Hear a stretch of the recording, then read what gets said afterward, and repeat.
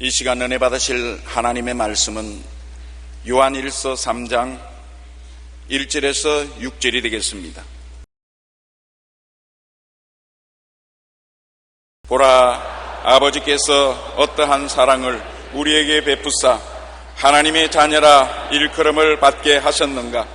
우리가 그러하도다. 그러므로 세상이 우리를 알지 못함은 그를 알지 못함이라. 사랑하는 자들아, 우리가 지금은 하나님의 자녀라 장래에 어떻게 될지는 아직 나타나지 아니하였으나 그가 나타나시면 우리가 그와 같을 줄을 아는 것은 그의 참모습 그대로 볼 것이기 때문이니, 주를 향하여 이 소망을 가진 자마다 그의 깨끗하심과 같이 자기를 깨끗하게 하느니라. 죄를 짓는 자마다 불법을 행하나니 죄는 불법이라. 그가 우리 죄를 없애려고 나타나신 것을 너희가 아나니 그에게는 죄가 없느니라. 그 안에 거하는 자마다 범죄하지 아니하나니 범죄하는 자마다 그를 보지도 못하였고 그를 알지도 못하였느니라. 아멘.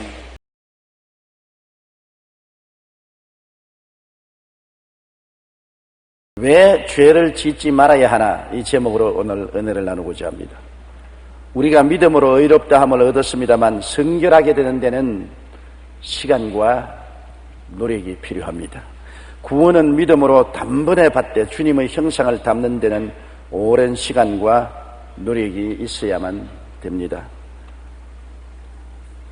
마귀는 죄의 유혹을 갖고 성결의 길을 막고 있습니다. 우리 신앙의 삶이란 일평생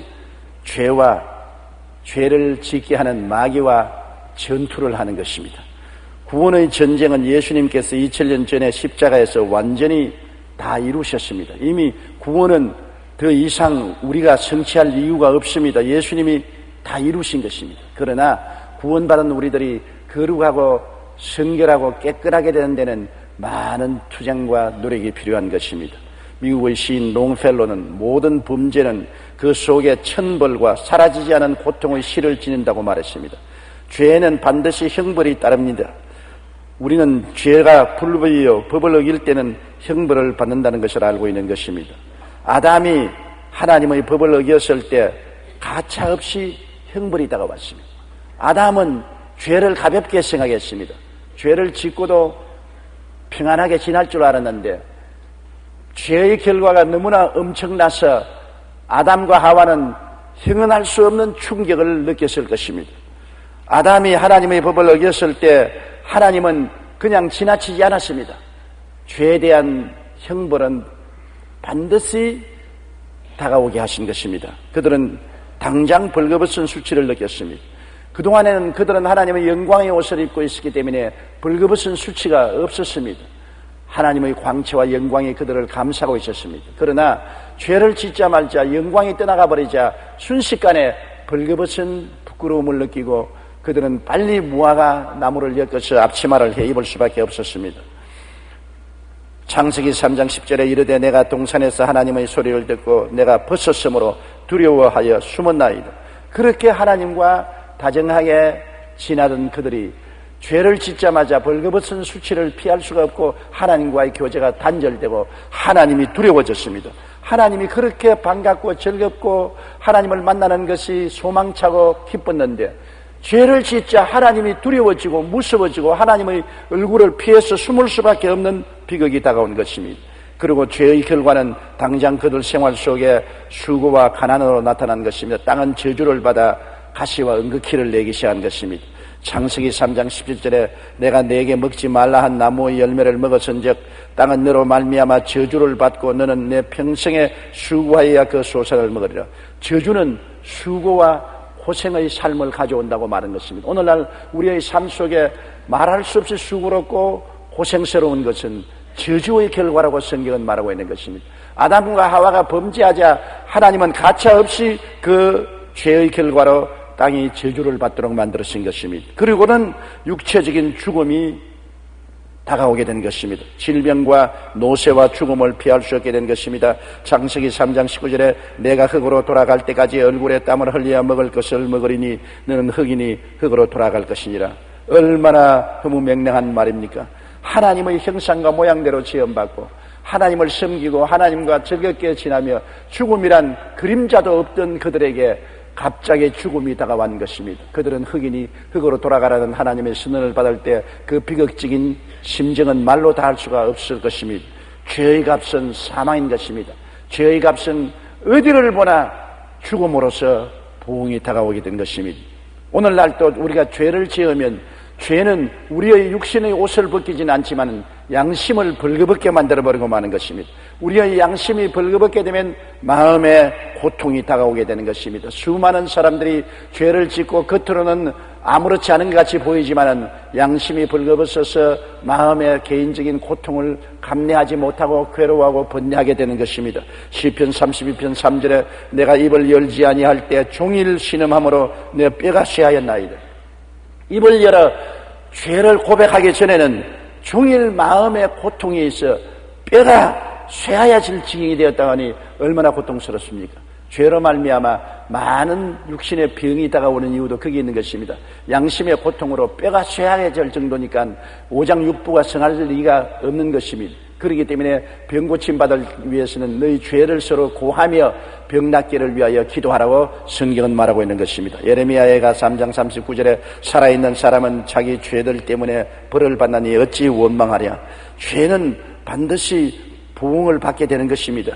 죄가 마음속에 평안과 기쁨을 빼앗아가는 것을 우리가 너무나 잘 알고 있는 것입니다. 마음에 죄가 들어왔는데 평안할 리가 없습니다. 용서와 의가 들어오면 평안하지만은 죄는 마음에 불안, 초조, 절망을 가져오는 것입니다. 평안도 없고 기쁨도 없는 것은 죄 때문에 그런 것입니다. 예레미야 45장 3절에 나는 나의 탄식으로 피곤하여 평안을 찾지 못한다. 죄의 탄식이 있는데 마음에 평안하지 않습니다. 여러분, 행복의 가장 조건이 평안입니다. 돈 많다고 행복하지 않습니다. 권력 많다고 행복하지 않고요. 좋은 집에 살고 좋은 자동차 타고 좋은 옷 입고 산다고 평안하지 않습니다. 죄가 있으면 평안이 산산조각이 나고 마는 것입니다. 그리고 죄는 마음속에 두려움을 가져오는 것입니다. 언제나 죄를 지은 사람은 바깥에 문풍지 소리만 나도 간이 털떡 내려앉는 것입니다. 다리를 펴고 잠을 잘 수 없습니다. 전화벨만 울려도 간이 덜컥 내려앉는 것입니다. 언제 내 죄가 폭로되고 내가 사정당국의 조사를 받고 체포될지 모른다는 두려움 가운데 떨게 되는 것입니다. 요한일서 4장 18절에 사랑 안에 두려움이 없고 온전한 사랑에 두려움을 내어 쫓나니 두려움에는 형벌이 있습니다. 두려워하는 것은 내가 죄의 결과로 형벌을 받을 것을 알기 때문에 늘 두려워하지, 죄가 없고 하나님이 사랑하고 하나님의 사랑 속에 있으면 두려움이 있을 수가 없는 것입니다. 죄의 값인 저주와 질병이 떠나지를 않지요. 죄가 들어오면 언제나 우리의 삶에 저주가 다가오고 우리의 삶 속에 질병이 떠나지를 않는 것입니다. 성경 시편 107편 10절로 12절에 사람이 흑암과 사망의 그늘에 앉으며 곤고와 쇠사슬에 매임은 하나님의 말씀을 거역하며 지존자의 뜻을 멸시함이라.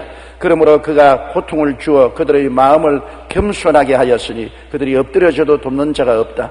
흑암과 사망의 그늘에 앉으며 곤고와 쇠사슬에 매인 것은 하나님을 거역하고 하나님의 뜻을 멸시하고 죄를 짓고 반역하기 때문에 그 결과로 다가온다는 것입니다. 고통이 마음을 겸손하게 만들기 때문인 것입니다. 죄를 짓고도 뻔뻔스럽게 살도록 내버려 놓으면 그 영혼은 영원히 버림받을 수밖에 없지요. 죄의 대가를 받고 마음이 고통스럽고 괴로워지면 통회하고 자복하게 되는 것입니다. 죄가 고통을 가져오지 않으면 많은 사람들이 죄 가운데 안주할 것입니다. 그러나 죄는 삶을 가시방석으로 만들고 있는 것입니다. 마음이 고통스럽고 괴롭기 때문에 복음을 듣게 되고 회개하게 되고 하나님께 돌아오게 되는 것입니다. 1945년 태평양 전쟁이 끝났을 때 전쟁을 승리로 이끈 메가더 장군은 동경에서 유명한 연설을 했습니다. 이 연설의 마지막 내용이 매우 인상적이어서 제가 여러분께 읽어드립니다. 온 세계가 당면하고 있는 문제는 경제 문제입니다. 경제 문제는 군대 문제입니다. 군대 문제는 정치 문제입니다. 정치 문제는 정치가 양심 문제입니다. 양심의 문제는 도덕 문제입니다. 도덕의 문제는 종교 문제입니다.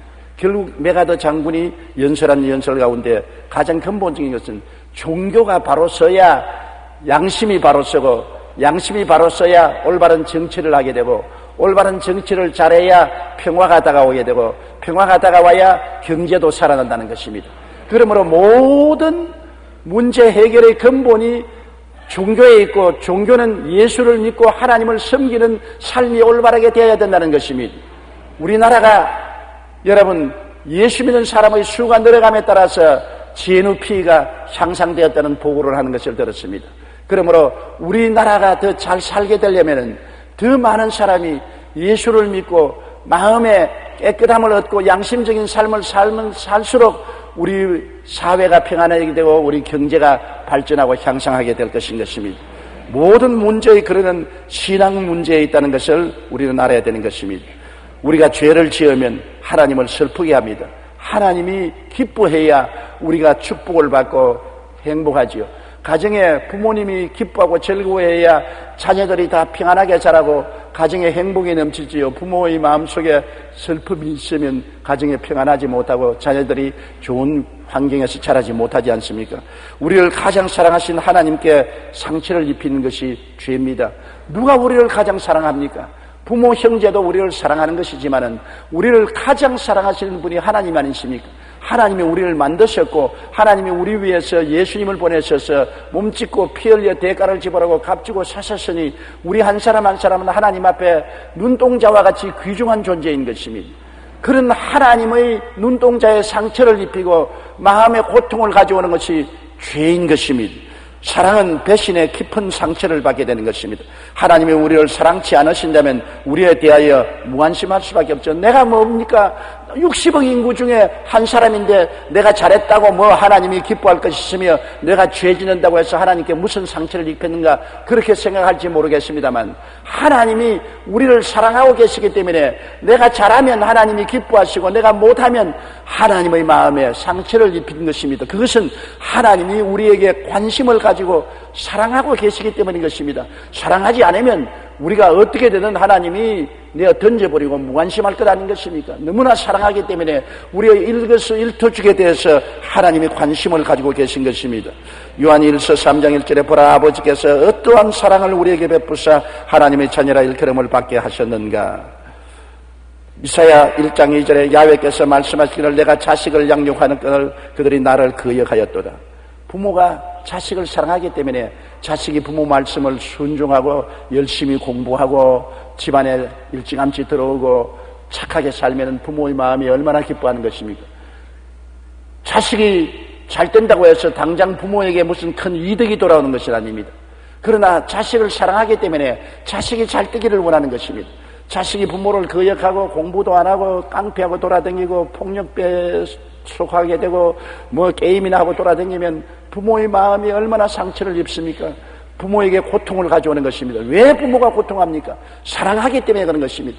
우리는 텔레비나 신문을 통해서 많은 젊은 청소년들의 비행을 봅니다. 내 자식이 안 할 때는 그냥 이야기로 보는 것입니다. 감정이 그곳에 개입되지 않습니다.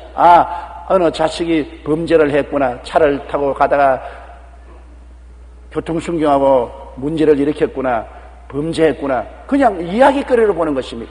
그러나 그곳에 내 자식이 되면은 내 마음에 말할 수 없는 고통과 안타까움과 괴로움이 다가오는 것은 내 자식은 사랑으로 연결되어 있기 때문에 감정이 거기서 유입되는 것입니다. 하나님께서 우리에게 아무 관심이 없으시면 우리가 잘 살든 못 살든 무슨 상관하겠습니까? 도덕적으로 올바르게 살든 안 살든 무슨 관심을 기울이겠습니까? 그러나 하나님은 우리를 친자식으로 사랑하고 계시기 때문에 우리의 모든 삶에 하나님이 감정적으로 개입하시고 하나님이 기뻐하시고 안타까워하시고 슬퍼하시고 분노하시기도 하는 것입니다. 하나님은 우리가 죄를 지을 때 대단히 마음에 근심을 하게 되는 것입니다. 하나님을 근심하게 하고 우리가 무슨 복을 받겠습니까? 성경에 보면 노아 시대 사람들은 하나님을 근심되게 했다고 말했습니다. 창세기 6장 5절로 7절에 야훼께서 사람의 죄악이 세상에 가득함과 그의 마음으로 생각하는 모든 계획이 항상 악함을 뿐임을 보시고 땅 위에 사람 지으심을 한탄하사 마음에 근심하시고 이르시되 내가 창조한 사람을 내가 지면에서 쓸어버리되 사람으로부터 가축과 기는 것과 공중의 새까지 그러하리니 이는 내가 그것들을 지었음을 한탄함이라. 하나님을 한탄하게 하고 하나님의 마음을 근심하게 하는 것이 하나님을 반역하고 죄를 지는 것입니다. 아무리 경고해도 듣지 아니하고 채찍을 때려도 대답하지 아니하고 방탕의 길로 달려갈 때 어찌해야 하나님께서 당신이 지은 인생을 파멸하시고 지상에서 썰어버리겠다고 말씀하시겠습니까? 하나님은 우리에 대해서 너무나 관심이 깊기 때문인 것입니다. 이스라엘의 첫째 왕인 사울을 하나님이 택해서 임금으로 삼았지만 사울 왕이 하나님을 반역하고 자기 중심으로 살 때 사울을 왕으로 세운 것을 하나님이 한탄하시고 근심하셨다고 말한 것입니다. 사무엘상 15장 11절에 내가 사울을 왕으로 세운 것을 후회하노니 그가 돌이켜 나를 따르지 아니하며 내 명령을 행치 아니함이라고 말한 것입니다. 여러분, 우리 한 사람 한 사람이 하나님의 부르심을 받고 예수 믿고 구원받은 것입니다. 아버지께서 내게 오게 하지 아니하시면 내게 올 자가 없다고 말한 것입니다. 여러분, 나는 수많은 사람 중에 아무도 알려지지 않은 별 수 없는 사람이라고 생각합니까? 그렇지 않습니다. 그렇다면 왜 하나님이 여러분을 부르셨습니까? 하나님이 여러분을 부르지 않고는 예수께로 올 수가 없는 것입니다. 스스로 여러분 예수 믿은 것이 아닌 것입니다. 하나님이 여러분을 아시고 보시고 불러셨기 때문에 예수께로 온 것입니다. 그러므로 여러분 한 사람 한 사람은 하나님의 관심의 대상이고 하나님의 사랑의 대상인 것입니다. 자녀를 많이 길러보십시오. 10자녀 중에 한 자녀라도 잘못되면 괴롭지 않습니까? 10손가락 중에 깨물어 보십시오. 안 아픈 손가락이 있는가? 다 아파요. 아이고, 새끼손가락이니까 너는 깨물어봤다 안 아플 것이다. 깨물어보세요. 아프지. 하나님은 잘난 사람만 관심을 가진 것이 아니라 가장 못난 사람도 하나님이 부르셨기 때문에 예수를 믿게 되었으므로 여러분에 대해서 관심을 기울이고 있는 것입니다. 오늘 여러분은 모두 다 하나님의 눈동자 같은 존재인 것입니다. 하나님이 깊이 사랑하시는 것입니다. 여러분이 잘 때면 하나님이 무릎을 치고 웃으시며 좋아하시고, 여러분이 잘못하면 하나님이 근심하시고 슬퍼하시고 탄식하는 것입니다. 여러분의 삶이 하나님과 적극적으로 연결되어 있다는 것을 잊어서는 안 되는 것입니다. 우리가 죄를 지으면 예수님의 사랑을 짓밟고 다시 십자가에 못 박게 되는 것입니다. 우리의 일생의 죄를 예수님이 대신 짊어지시고 십자가에 고난받아 죄를 다 청산하셨습니다. 그렇기 때문에 우리는 용서를 주님의 은혜의 선물로 받아들인 것입니다. 주님께서 아무 공로 없는 우리들에게 평생의 죄를 다 사하시고 용서와 의를 선물로 주신 것입니다. 그래서 선물로 받고 주님 안에서 우리가 사는데 자꾸 죄를 지으면 주님의 십자가 고통을 헛되게 만드는 것입니다. 부모가 아침에 일찍 일어나고 저녁에 늦게 누우며 수고와 고생해서 자식들을 먹이고 잘 입히고 공부를 시키는데 부모의 수고를 모르고 자식이 방종하면은 부모의 고생이 헛되게 되는 것입니다. 부모가 탄식하게 됩니다. 내가 뭐 때문에 아침에 일찍 일어나고 저녁에 늦게 누우며 고생의 떡을 먹고 수고의 물을 마시는가? 자식들 잘 때라고 이렇게 하는데 자식이 잘못되니 이 고생과 수고가 무슨 효과가 있는가?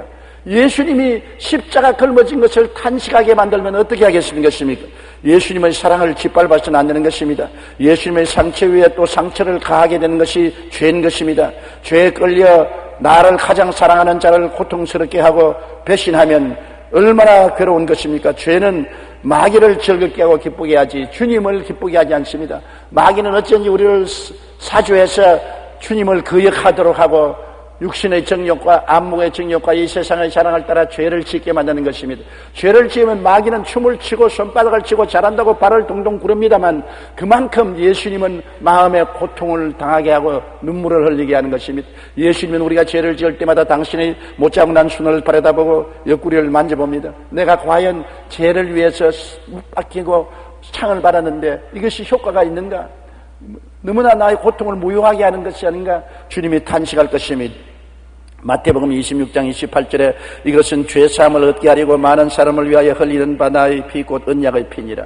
주님께서 우리 위해서 피를 흘리시고 성찬 때 살을 찢어서 우리를 주시고 피를 흘려서 마시게 하시면서 내 살을 먹고 내 피를 마시고 영혼이 구원받고 범사에 잘 되고 강건하라 천국까지 올라오라고 주님께서 하시는 것입니다. 어느 누가 우리에게 살을 찢어주고 피를 흘려주신 분 어디에 있습니까? 예수님이 왜 그런 사랑을 베푸는 이가 어디에 있는 것입니까? 죄는 그리스도의 사랑에 대한 배신이요 그리스도의 십자가의 고통을 짓밟는 것이 되고 마는 것입니다.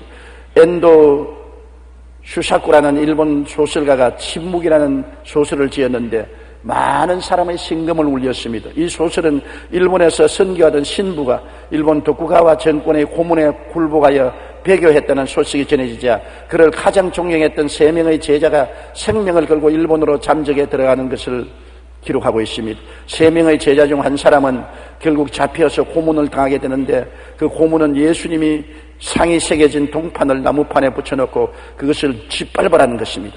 이 제자는 차마 예수님의 상을 밟고 지날 수가 없었습니다. 그때 예수님이 그에게 말씀하셨습니다. 일어나서 내 상을 짓밟으라. 내 상을 밟고 지나가라. 나는 본래 밟히기 위해서 세상에 온 것이 아닌가. 하나님의 아들로 세상에 와서 내가 안 밟힌 데가 있는가. 사두개 교인, 바리새교인, 교법사, 대제사장 모두 다 나를 짓밟을지 않은가. 그러므로 나를 밟고 지나가라. 제자는 말했습니다. 주여, 당신이 언제나 침묵하고 있는 것을 나는 원망했습니다. 왜 이렇게 모욕을 당하고 고통을 당하면서도 주님은 잠잠하고만 계십니까? 그때 예수님이 말씀하기를 내가 침묵한 것이 아니다. 나는 늘 너와 함께 괴로워하고 있었던 것이다. 나는 한 사람도 멸망하지 않고 구원받기 위해서 벌을 내리지 않고 괴로워하고 고통을 당하면서 참고 있는 것이다. 여러분, 주님께서 무슨 힘이 없어 주님을 모욕하는 사람을 심판하지 못하는 것이 아닙니다. 지금은 은혜 받을 만할 때요, 지금은 구원의 때인 것입니다. 주님께서 십자가를 통하여 우리에게 은혜를 베푸고 구원을 베풀려고 하니까 끝까지 참고 주님이 고통을 당하고 침묵을 하면서라도 끝까지 한 사람이라도 구원하시는 것입니다. 기분 나쁘다고 때려쳐 죽이기 시작하면 남을 사람 한 사람도 없기 때문인 것입니다. 주님이 침묵하는 이유는 주님께서 그냥 침묵하는 것이 아니라 고통을 당하고 침묵하고 있다는 것을 말하고 있는 것입니다. 예수님의 사랑을 짓밟고 다시 십자가에 못 박히게 해서는 안 됩니다. 예수님의 사랑을 짓밟고 죄를 지어도 주님이 가만히 있어 잠잠한 것 같지만은 주님은 그 침묵한 가운데서 괴로움을 당하고 눈물을 뚝뚝 흘리고 계신다는 것을 우리가 알아야만 한다는 것입니다. 죄를 짓지 말아야 하나님을 기쁘시게 하는 것입니다. 죄를 안 지으면 하나님이 마음에 평안하게 기뻐하시지 않습니까? 예수님의 보혈을 효과 있게 말씀하는 것입니다. 요한일서 3장 2절로 5절에 그가 나타나시면 우리가 그와 같을 줄을 아는 것은 그의 참모습 그대로 볼 것임이라. 주를 향하여 이 소망을 가진 자마다 그의 깨끗하심과 같이 자기를 깨끗하게 하느니라. 죄를 지는 자마다 불법을 행하나니 죄는 불법이라. 그가 우리 죄를 없애려고 나타나신 것을 너희가 아나니 그에게는 죄가 없나니라. 우리는 장차 예수님의 모습대로 된다는 것입니다. 당신은 장차 어떻게 될 것이요? 예수님이 재림하실 때 그 모습대로 우리도 변화될 것이라는 것입니다. 주님은 인간의 모습으로 오셔서 나를 짊어지고 십자가에 못 박여 죽고 장사 지내고 부활하셔 성천했었습니다. 주님께서 부활 성천하신 목적은 나도 예수님처럼 부활하고 성천해서 예수님처럼 살게 하기 위해서 그렇게 한 것입니다. 예수님이 나처럼 되신 것은 내가 장차 예수님처럼 되게 만들려고 그렇게 하신 것입니다. 우리는 예수님이 나와 같은 인간이 되어 오신 것을 알고 있는 것입니다. 장차 어떻게 될까요? 나도 예수님처럼 될 것인 것입니다. 예수님처럼 영광을 얻게 될 것이니 얼마나 큰 영광입니까? 우리가 도저히 꿈꾸지도 못하고 상상하지도 못할 영광스러운 미래가 우리에게 기다리고 있는 것입니다. 그런 귀한 소망을 갖고 약속을 바란 이상 그리스도처럼 깨끗하게 살고 죄를 멀리하고 죄를 미워하고 죄를 버리고 살아야 될 것인 것입니다. 자식 낳은 기쁨이 어디 있습니까? 자식이 부모를 순종하고 잘 되면 자식 낳은 기쁨이 마음에 넘치지요. 자식이 어떻게 부모에게 효도합니까? 부모에게 먹을 것 입을 것 갖다 주고 호의호식하게 만드는 것만 효도가 아닙니다. 부모에게 걱정을 끼치지 않고 부모에게 기쁨을 주는 것입니다. 부모에게 기쁨을 주는 것이 뭡니까? 자식이 건강하고 범사에 잘 되면 부모가 기뻐하지 않습니까? 우리 주님께서 여러분이 잘 되면 주님이 기뻐하시고 주님이 즐거워하지 않습니까? 주님은 여러분이 그리스도 예수 안에서 성령으로 변화를 받고 영혼이 잘 되고 범사에 잘 되며 강건하고 생명을 얻되 넘치게 얻고 하나님의 영광을 천하에 나타낼 때 자식 낳은 기쁨을 느끼게 되는 것입니다. 이사야 53장 11절에 그가 자기 영혼의 수고한 것을 보고 만족하게 여길 것이라. 나 의로운 종이 자기 지식으로 많은 사람을 의롭게 하며 또 그들의 죄악을 친히 담당하시리라. 우리의 죄악을 담당하고 주 예수 그리스도의 공로로서 우리를 의롭게 만들고 난 다음 주님이 수고한 것을 기뻐합니다. 엄마가 자식을 낳을 때 얼마나 고통을 당합니까? 몸부림치고 부러지고 죽음의 위협을 느끼고 자식을 낳고 자식이 응아 소리를 부르고 태어나서 빗덩어리를 가슴에 안겨줄 때 얼마나 마음에 기뻐합니까? 수고한 것을 다 잊어버립니다. 그의 수고한 결과를 보고 생명 태어난 것을 보고 기뻐하고 즐거워하는 것처럼 예수님도 꼭 한 가지인 것입니다. 십자가에 몸부림치고 고통당한 것이 얼마나 괴롭습니까? 생살이 찢어지고 생살의 가슴에 창을 받고 온갖 모욕과 고통을 당하며 몸부림친 것은 자식 낳기 위한 것입니다. 영적인 자식을 낳는 구로와 수고를 하기 때문에 우리가 예수 그리스도를 믿고 주님을 잘 섬기면 내 고생한 보람으로 주님이 얼마나 기뻐하신 것입니까? 야, 내가 십자가에서 고생한 보람이 있다. 내가 괴로움을 참고 견디는 것이 정말 보람이 있다. 주님이 기뻐하고 즐거워하시는 것입니다. 죄를 짓지 말아야 돼요. 죄는 하나님을 욕되게 하는 것입니다.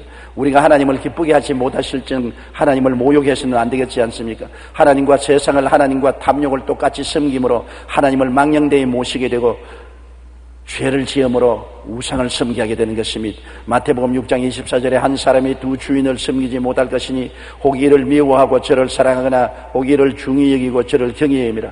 사람이 하나님과 마귀를 똑같이 섬기지 못합니다. 하나님을 섬기면 하나님을 섬기고 마귀를 미워해야지. 마귀는 곧 죄인데 죄를 하나님과 똑같이 섬기면 하나님을 모욕되게 하고 망령되이 하나님을 섬기게 되지 않는 것입니까?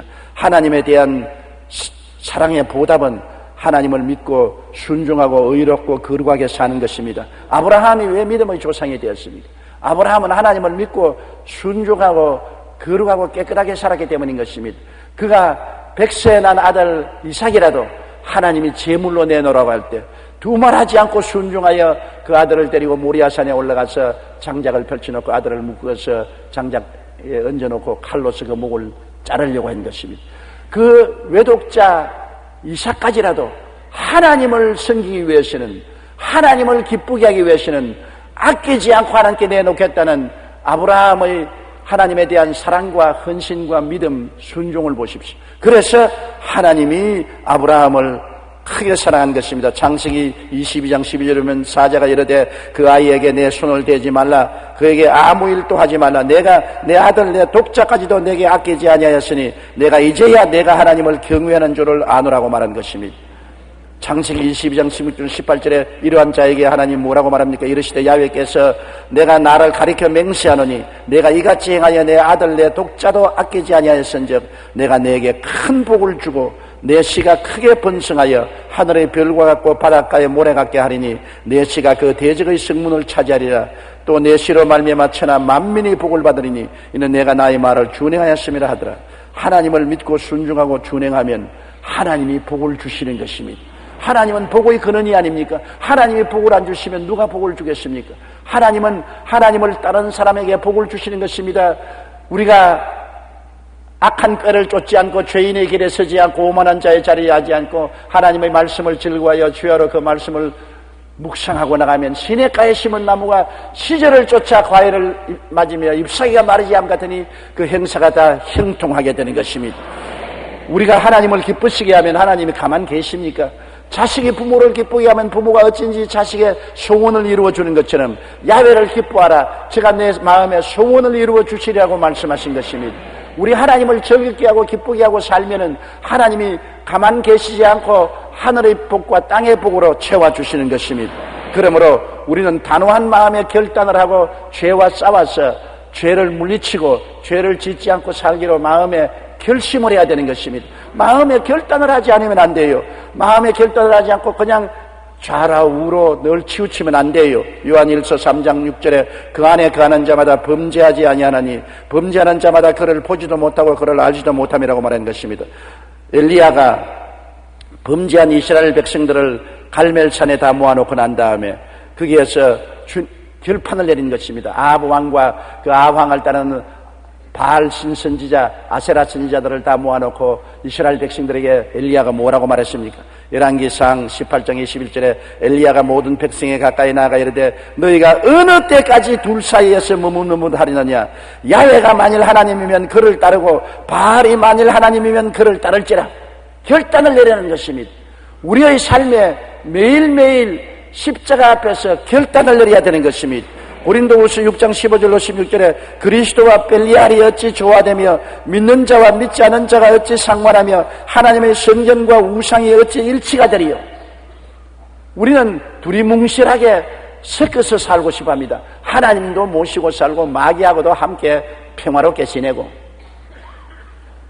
의도 행하고 죄도 행하고 거룩도 행하고 불법도 행하면서 그저 세상을 둥글둥글하게 살아야지 너처럼 그렇게 못하게 살아서 되느냐고 그런 말을 하는 사람 많습니다. 안 믿는 사람들이 예수 믿는 사람 보고 이래도 욕을 하고 저래도 욕을 합니다. 세상과 타협해서 둘이 뭉실하고 살면은 저것도 예수 믿는다고 가짜다 나이롱이다 그럽니다.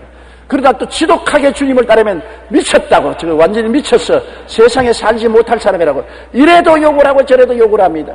우리는 세상을 기쁘고 즐겁게 하기 위해서 사는 것이 아니라 우리를 위해서 십자가에 못 박여 피 흘리신 예수님을 기쁘시게 하기 위해서 살아야 되는 것입니다.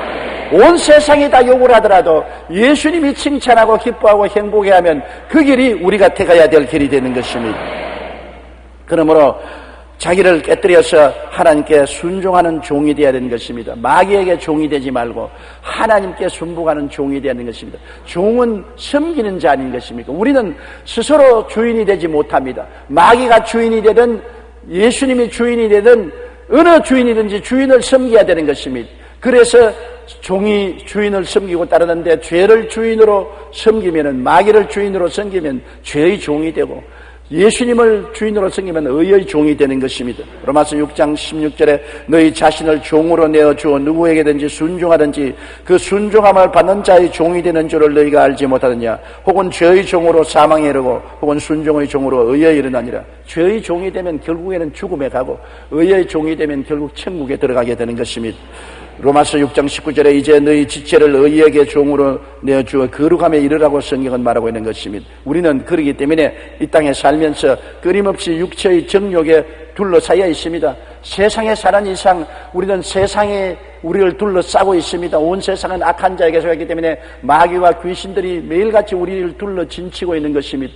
육체를 입고 있는 이상 육체를 통한 육신의 정욕이 우리에게 항상 가까이 있는 것입니다.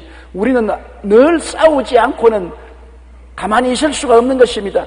마귀와 귀신들이 우리를 둘러 진치고 세상이 우리를 둘러 진치고 있고 우리가 입고 사는 이 육체가 우리에게 항상 가시노릇을 로마서 8장 5절로 8절에 육신을 따르는 자는 육신의 일을 영을 따르는 자는 영의 일을 생각하나니 육신의 생각은 사망이요 영의 생각은 생명과 평안이라.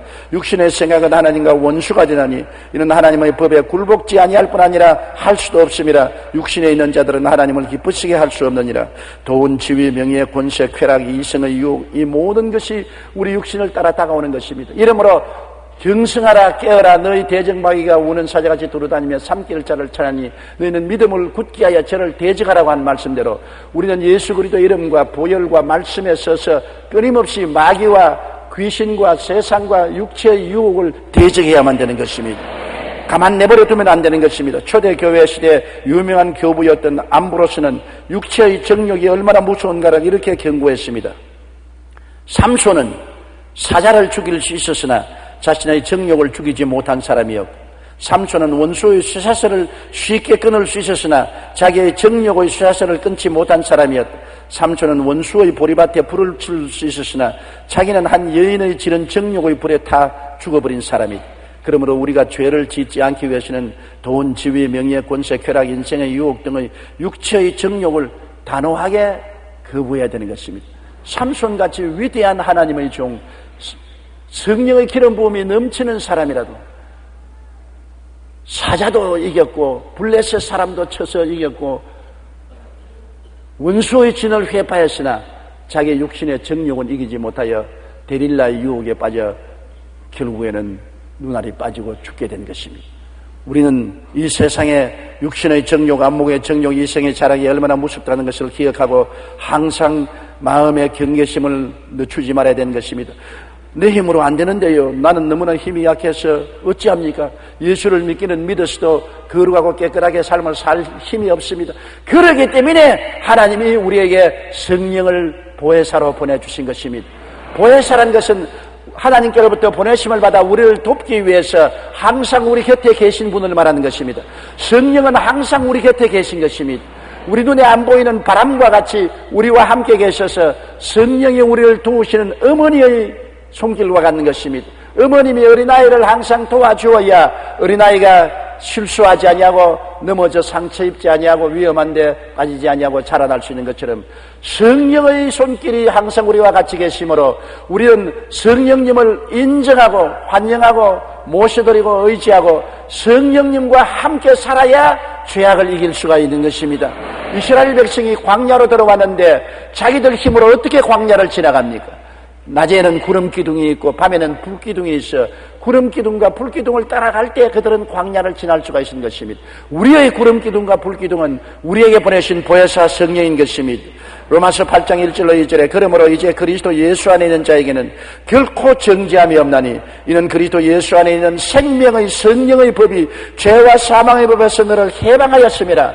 여러분은 해방을 받은 사람이고 끊임없이 해방되고 있는 이유는 성령이 같이 계시기 때문인 것입니다. 마귀가 둘러진 치지요, 귀신이 둘러진 치지요, 육신의 정욕, 안목의 정욕, 이 세상 자랑이 우리를 괴롭히지요. 그러나 그 가운데 우리는 항상 해방을 얻은 사람인 것입니다. 성령은 해방자이기 때문인 것입니다. 여러분을 자유와 해방케 하므로 내가 약하다고 하지 마십시오. 성령을 바라보십시오. 마귀를 바라보지 말고 성령을 바라보고, 귀신을 바라보지 말고 성령을 바라보고, 육신의 정욕을 바라보지 말고 나와 함께 계신 성령을 바라보십시오. 할 수 있거든이 무슨 말이냐? 믿는 자에게는 능치 못하심이 없나니라. 내게 능력 주신 자 안에서 내가 모든 것을 할 수 있나니라. 성령이 능력 주는 자로서 여러분과 함께 계시는 것입니다.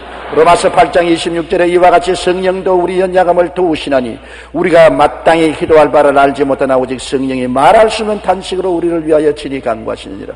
성령도 우리 연약함을 도우시나니, 그러므로 여러분 연약하다고 말하지 마십시오. 도우는 자가 와서 계신 것입니다. 연약하지 않은 자가 누가 있습니까? 아무도 스스로 일어설 수 있는 사람 없습니다. 스스로 죄악을 이기고 스스로 거룩하고 성결하고 스스로 하나님 앞에 깨끗하게 설 수 있는 사람은 없습니다. 모두 다 죄에서 구원을 받고 난 다음에 항상 마귀와 귀신의 공격을 받고 육신의 정욕, 안목의 정욕, 이 세상 자랑의 유혹을 받고 있는데, 여러분 이곳에서 인간의 힘으로 이길 수 있는 사람이 누가 있는 것입니까? 자랑할 사람 아무도 없습니다. 아무도 자기를 자랑하면 안 됩니다. 그러나 우리는 이 모든 원수에게 둘러싸여 있음에도 불구하고 원수를 이기고 또 이기게 하시는 성령이 함께 계신 것입니다.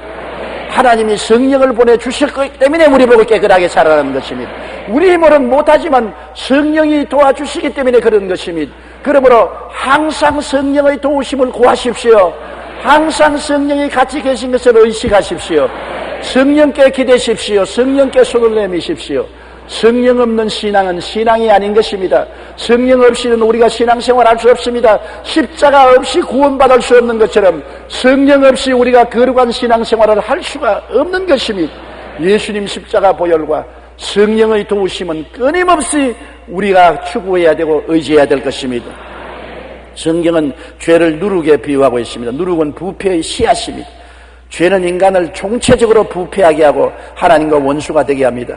썩는 것에 쉬파리 구더기가 득실거리듯 죄가 있는 곳에 마귀와 귀신들이 득실거리는 것입니다. 요한일서 3장 7절로 8절에 자녀들아 아무도 너희를 미혹하지 못하게 하라. 의를 행하는 자는 그의 의로우심과 같이 의롭고 죄를 지는 자는 마귀에게 속하나니 마귀는 처음부터 범죄함이라. 하나님의 아들이 나타나신 것은 마귀의 일을 멸하게 하심이라. 하나님의 아들 예수님이 성령의 능력을 통해서 오늘 또 우리 생애 속에 마귀의 일을 멸합니다. 귀신의 일을 멸합니다. 육신의 정욕을 멸합니다. 예수 그리스도의 십자가 보혈로 단번의 믿음으로 용서와 의롭다함을 얻은 우리들은 보내신 성령을 통하여 매일매일 싸워서 육체의 정욕과 마귀를 이기고 거룩하고 선결하게 살아갈 수가 있는 것입니다. 다 같이 고개숙여 기도드리겠습니다. 전능하신 하나님 아버지, 우리가 예수 그리스도 십자가를 믿고 단숨에 죄사함을 받고 의롭다함을 얻고 영광을 얻었으나 거룩하게 사는 일에는 끝없는 투쟁과 싸움이 필요하옵니다. 이 투쟁과 싸움을 이기게 하기 위해서 성령이 와 계신 것을 감사합니다. 우리는 성령님을 인정하고 환영하고 모시드리고 의지합니다. 성령께서 우리 연약함을 도우심으로 항상 성령님께 의지하고 성령님의 손을 잡고 죄와 마귀를 이기고 거룩하고 성결하고 깨끗하고 진리를 따라 살게 하여 주옵소서. 예수님 이름으로 기도드리옵나이다. 아멘.